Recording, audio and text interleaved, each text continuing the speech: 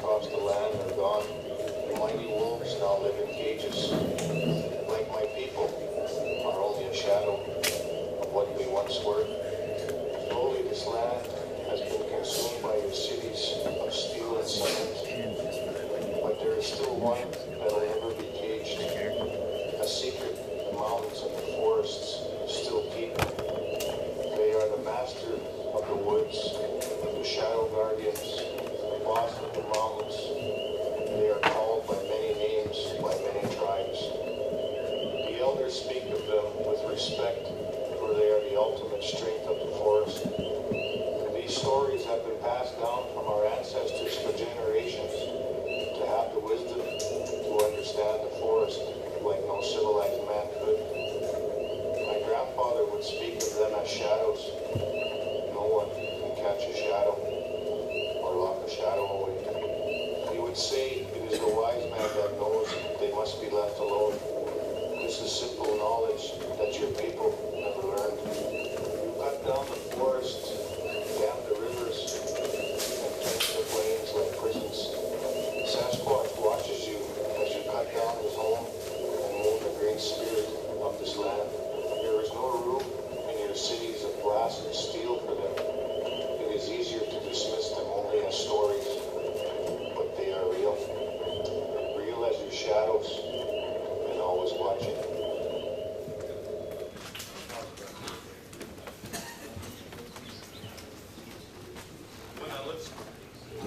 When I looked into the Native American history, and I also found out that I even had ties to the Native people of this country, either my ancestors, parts were Cherokee and Choctaw. I found out that in the state of Alabama there were several tribes, the Alabama tribe, the Biloxi tribe, the Cherokee tribe, Chickasaw tribe, the Choctaw, Coxsackie, Muskegee, or the Creek tribe, Forks Creek Indians. And what I also found out about it that was very interesting was that they all had different names for Sasquatch, and some of them I have a hard time pronouncing because I don't speak the language. But one of them that stuck out very prominent to me. Now these are just in the state of Alabama. This page right here, and there's 1, 2, 3, 4, 5, 6, 7, 8, 9, 10.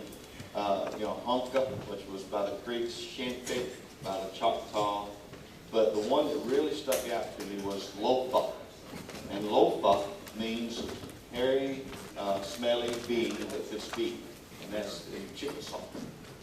And what I found out was that the Native people had known about them way before my ancestors from England came over on the boats. And I thought, well, I wonder if there were, any reports, possibly. What kind of information could I find?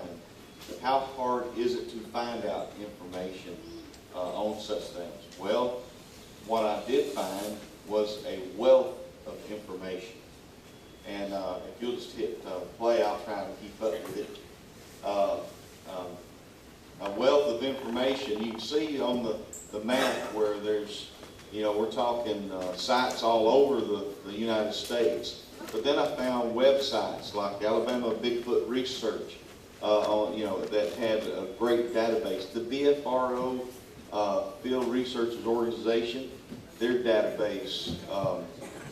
Pause it right there if you would, sir. On the state of Alabama, just in the BFRO database alone, there was over 72 reports. Now that's just on the BFRO database reports that have been made. And of course there's other organizations like the GCBRO, which has a wonderful database. These are all websites you can actually go to. You can put play. And I'm showing you these pictures because I'm trying to share. Bigfoot Encounters was one of my favorite resources because the lady that took that was Bobby Short. She recently passed away. And let me just tell you, it was a tremendous wealth of information. The GCBRO, that's the Gulf Coast Bigfoot Research Organization, which they had an awesome database that you can look for reports that are state by state. Longflower Jerky, which has Bigfoot reports on it, and there was, I'm talking hundreds. I'd pause it right there if you would. Now, my area of research is Bankhead National Forest. There's 91,000 acres. Now, why did I choose Bankhead National Forest? Well, when I had my initial first encounter, and I saw something that I didn't understand, I couldn't comprehend, but I was going to find out the truth about it no matter what. So, what I did was I started looking for resources as far as like books. I went to the library, checked out every kind of book I could get my hands on. But there was one book in particular that stuck out more than others. And the book is written by Robert W. Morgan. And it's called The Bigfoot Field Observer's Guide or Handbook. And I read that book, and when I finished reading it, I thought, well, if this stuff is even remotely possibly real, then I should be able to take these principles and put them to work and find them. Well, it was a trail of breadcrumbs. You hit play on that. So I had to do it in video format.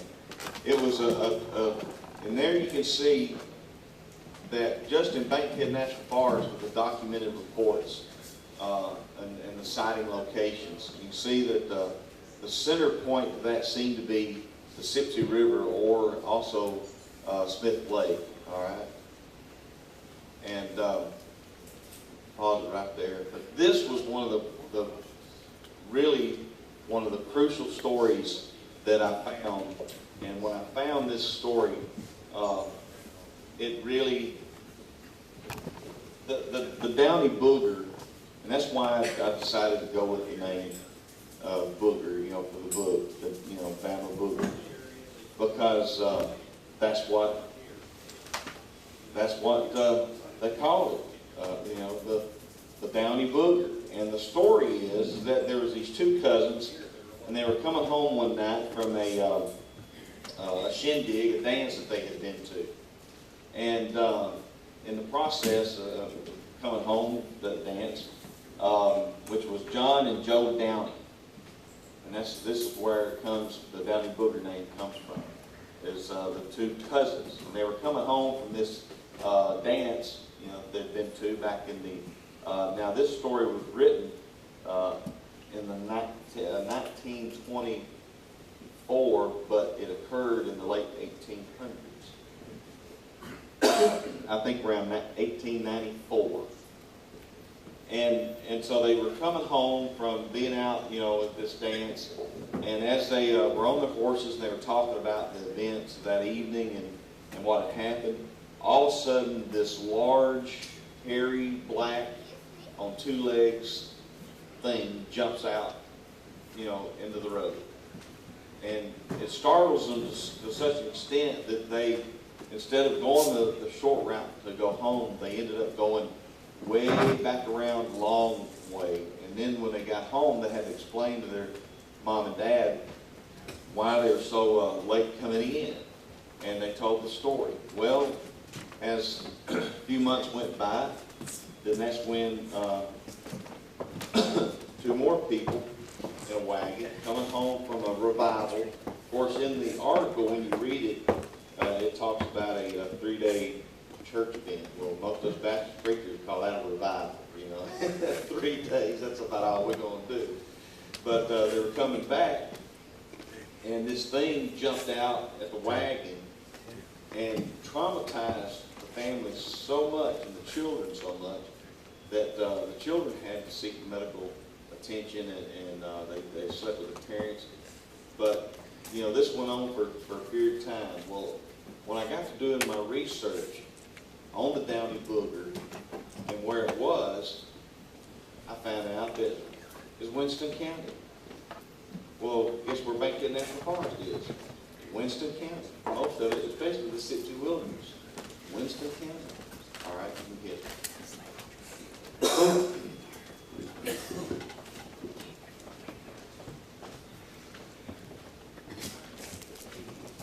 Evidence, and that's something that I keep getting hit with by people, is evidence.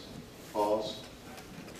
And one of those things that people, and I've seen even some of it earlier, ask me about is these stick formations.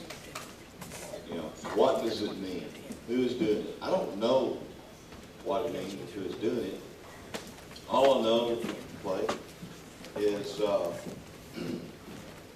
I've been finding these anomalies, and pause. You have to look at the pattern. You have to look at the design. You say, well, I don't really see what's significant about a log leaned up against the fork of a Y on a tree, dogwood. What's the significance?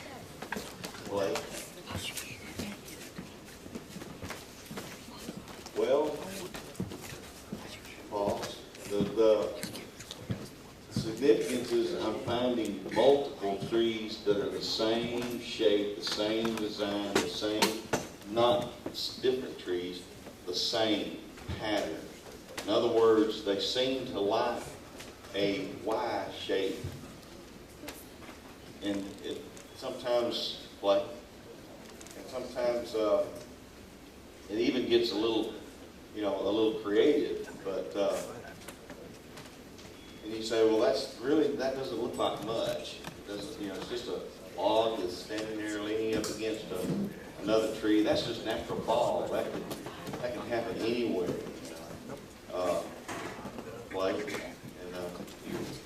And I said, yeah. I said, you're right. I need to look at this and make sure that what I'm looking at is not just natural. I mean, an X can be found just about anywhere that you go in the woods and look. I just know and continue that that's a normal anomaly. Yeah, that's in pause. That's normal. But why does it look like the very first one I showed, where the tree goes up and it creates the Y? Is there a pattern play? Is there something there that I'm not reading? Pause. I mean, what's the significance of these two trees that are growing up, and they have these other two trees that have been placed there, not grown there, and they're the size of telephone poles? Yeah, I mean, it could be possible, like natural, occurrence. Anything's possible. I don't rule out. I'm not saying anything and everything, but how come I'm finding these similar patterns, these similar designs, these similar, and they're in different places. But the common thread play is that they're in places where reports have been made, sightings have happened. Pause. This is in Waterloo, Alabama, which is a total of 57 miles from my research area. This very formation, this symbol, I've found in West Branch, Ohio. I have found it in Mississippi. I have found it in Georgia. And I'm looking to see if I can find it in Oklahoma, because there is a similarity for some reason.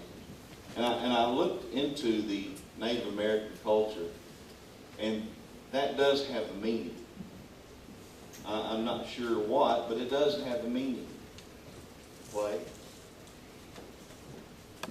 And I looked for other things that maybe, just didn't look quite right.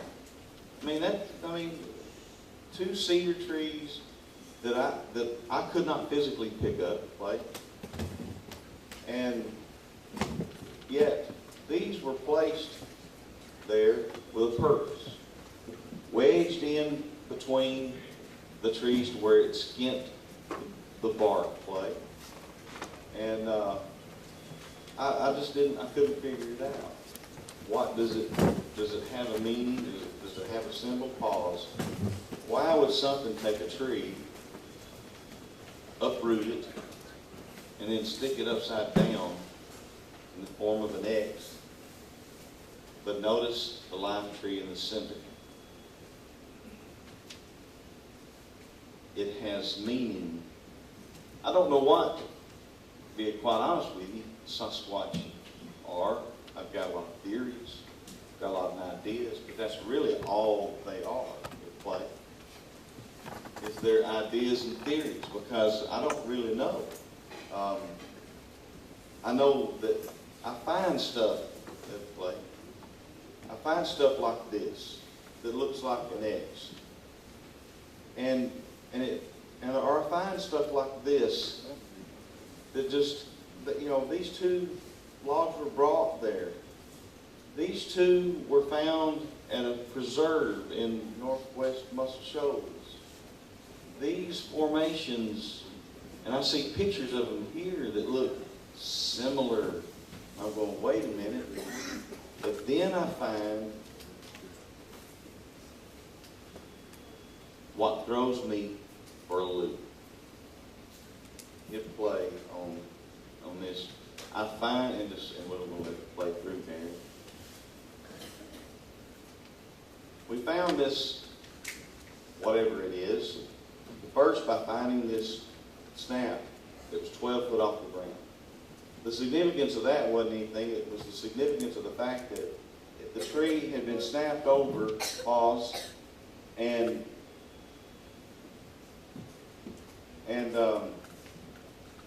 right there. It had been snapped over against a poplar tree. This is the back. This is from the back. And there you see the poplar tree. Now play. The branches underneath have been woven and pulled around the tree. Let play. The other trees that were under it had been pulled over. It has what looks like design. It has purpose. You could stand underneath it and not touch the bottom of it at all. You can see that limbs were manipulated, pulled in, not little bitty twigs. I'm talking about substantial limbs to create something that I believe, and from just what I'm looking at, pause. You ever heard the old nursery rhyme, rock-a-bye baby in the treetop, when the bough breaks, or when the wind blows, the cradle will rock? Well, I believe this is exactly what I'm looking at. Play. That this was a place where a young could lay, a young could stay, and be safe out of harm's way, while the adult stayed underneath. Pause. And what's the significance of that? That is, in my opinions, primate behavior. So what am I talking about? I'm talking about something here that's, primate, a gorilla, the missing link. And I have both factions that really, try to push, yes, that's what this is. This is an ape. Yes, no, this is human. This is other. And yet I can actually show you evidence that I've collected that leans to both sides. But now see, at one time I remember hearing that the way that the native people were referred to was savage, because they lived